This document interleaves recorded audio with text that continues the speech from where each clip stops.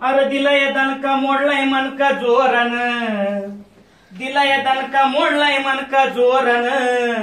अन जाळन धूर संगच काढलाय मांगाच्या पोरान,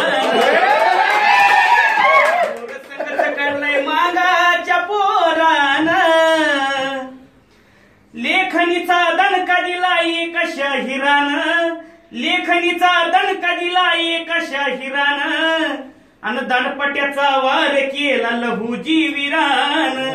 दणपट्याचा वार केला लहुजी वीरान, मग फिरंगी घाबरून गेला घोरान,